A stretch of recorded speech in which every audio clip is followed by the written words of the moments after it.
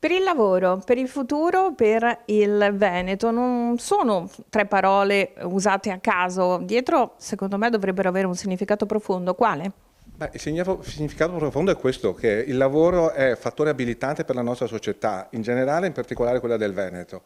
Non c'è futuro se non c'è lavoro e il Veneto senza il futuro e senza lavoro non è quella regione che noi abbiamo conosciuto, che ha saputo dare una prospettiva di sviluppo, di crescita, di boom economico, coniugando l'identità partecipativa e l'identità imprenditiva. Il Veneto è diventato la grande regione industriale proprio perché ha saputo mettere assieme la capacità partecipativa dei lavoratori che partecipavano alla gestione delle aziende anche senza esserne parte, anche se avevano magari le azioni, ma era cosa loro prima che dell'imprenditore.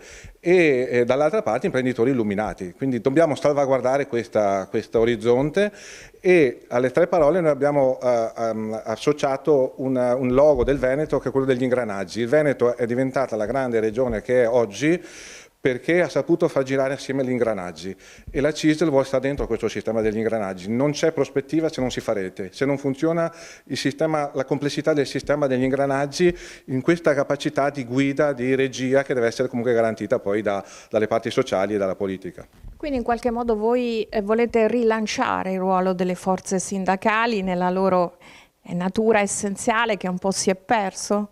Assolutamente sì, noi pensiamo che nessuno si salva da solo e quindi è fondamentale che si tenga conto della nostra capacità di stare sul territorio, noi siamo antenne sul territorio. Se la politica capirà questo, penso che daremo una grande prospettiva e futuro al Veneto. Quindi il primo passo è il dialogo, l'incontro e la condivisione? Beh, come sempre, per noi è fondamentale. Poi se non si è d'accordo si fa anche la protesta, ma prima la proposta, noi siamo abituati così. E nel rispetto delle altre forze sindacali, penso alla UIL e alla CGIL? Ma io spero che dopo la stagione referendaria, scusatemi, ci sia la possibilità di tornare sui temi che ci accomunano, perché ci sono molti di più i punti che ci accomunano di quelli che ci dividono. Io credo che sia più una questione di metodo che di merito, perché noi sul merito siamo sempre stati d'accordo.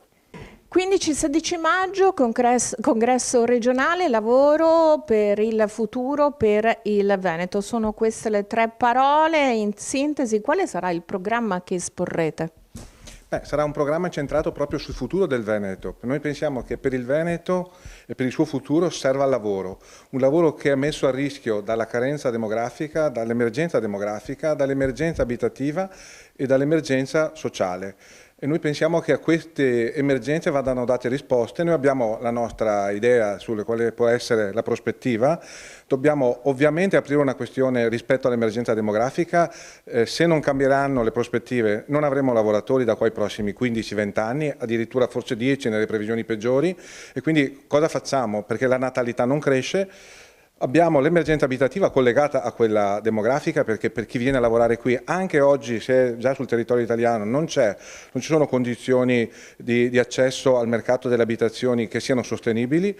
E abbiamo quella sociale che è legata ai servizi sociosanitari, abbiamo bisogno che si realizzi rapidamente la riforma degli ATS perché là dentro ci stanno le tutele per la popolazione, per le persone, per le famiglie e abbiamo quindi la necessità di capire quale sia l'indirizzo che il Veneto vorrà prendere e noi faremo le nostre proposte al Congresso. Ecco, ci può fare qualche anticipazione perché le problematiche sono visibili a tutti, no? Però cercare di capire qual è l'orientamento delle vostre risposte. Noi pensiamo che sia centrale mantenere il sistema manifatturiero in Veneto, quindi se non c'è più l'automotive, se non c'è più la moda, o meglio, se sono in difficoltà la componentistica dell'automotive, la moda che oggi soffre tanto quanto l'automotive, quali saranno le produzioni del futuro in Veneto?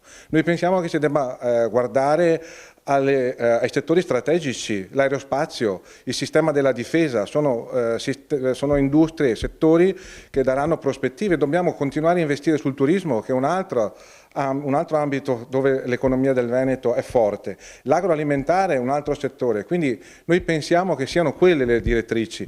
Il sistema pubblico, oggi così come il sistema pubblico, fa fatica perché abbiamo troppa frammentazione nei comuni, abbiamo bisogno di capire se su questa partita dell'efficienza del sistema amministrativo la politica vorrà impegnarsi per una sinergia complessiva, perché se non arriveranno i lavoratori i comuni saranno troppo piccoli per poter essere in grado di garantire i servizi. Quindi noi pensiamo che siano queste le direttrici. Lei parla di investire nella difesa e qui si apre un dibattito ampio. Che cosa significa sostituire l'automotive con la fabbricazione di armamenti? No, significa rafforzare quello che già facciamo come Paese. Abbiamo eccellenze del sistema della difesa. Fincantieri, per esempio, non produce solo navi da crociera, produce anche navi per la difesa. Abbiamo Leonardo, che è un altro ambito in cui la tecnologia, l'innovazione, l'investimento in ricerca è elevato.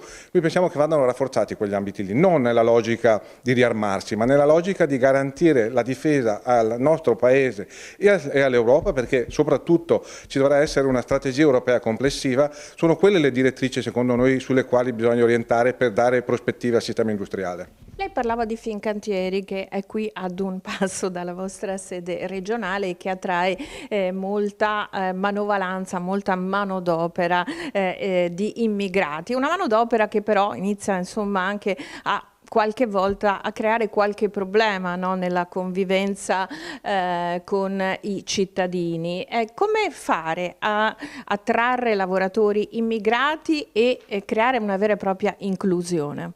Con una programmazione a monte, non possiamo pensare di aprire le frontiere.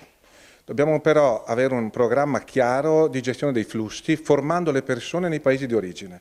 Noi pensiamo che sia solo quella la strada. La prima cosa che va insegnata è l'italiano, ma va insegnato nei paesi di origine secondo le esigenze del sistema produttivo del Veneto. Lo dobbiamo fare assieme alle istituzioni, alla politica, alle associazioni datoriali.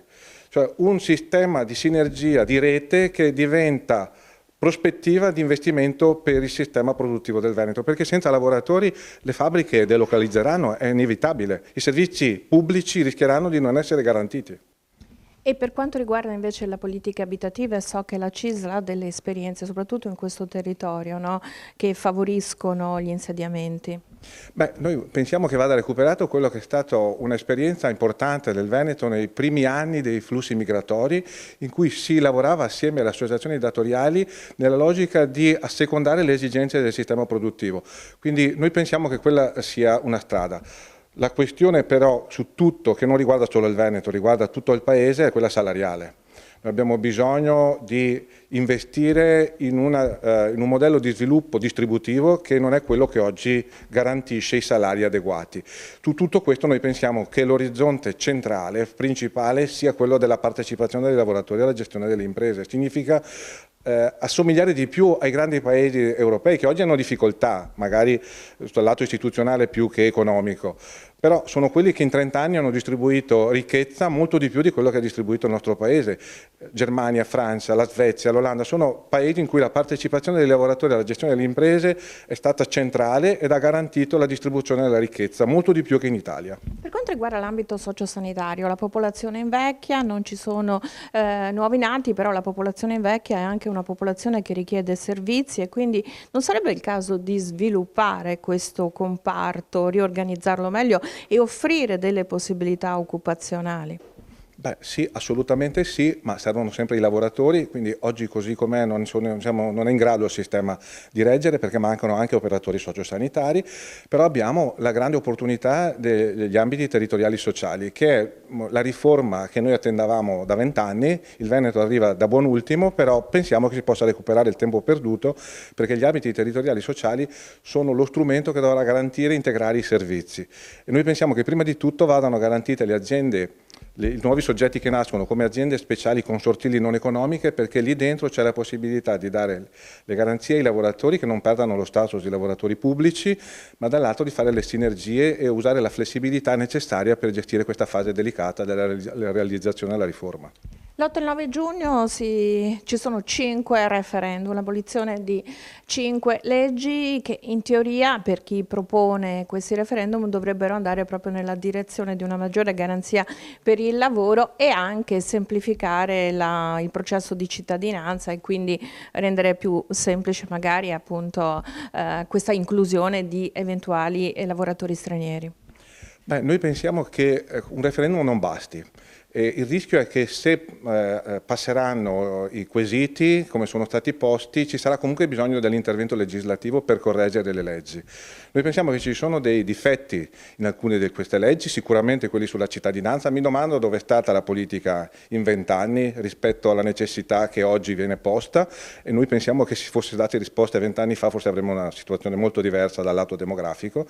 Dal lato del lavoro, il Jobs Act ha ovviamente dei difetti, però non è quello strumento che ha creato il precariato. Il precariato si crea nel momento in cui si utilizzano male gli strumenti della flessibilità in entrata.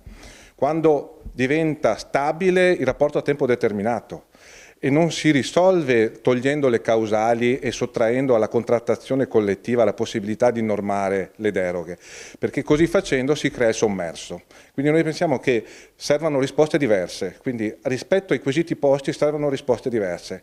Ovviamente noi siamo disponibili ad aprire un confronto da sempre, sia con le altre organizzazioni ma soprattutto con le istituzioni e la politica, lo si sta già facendo a livello nazionale.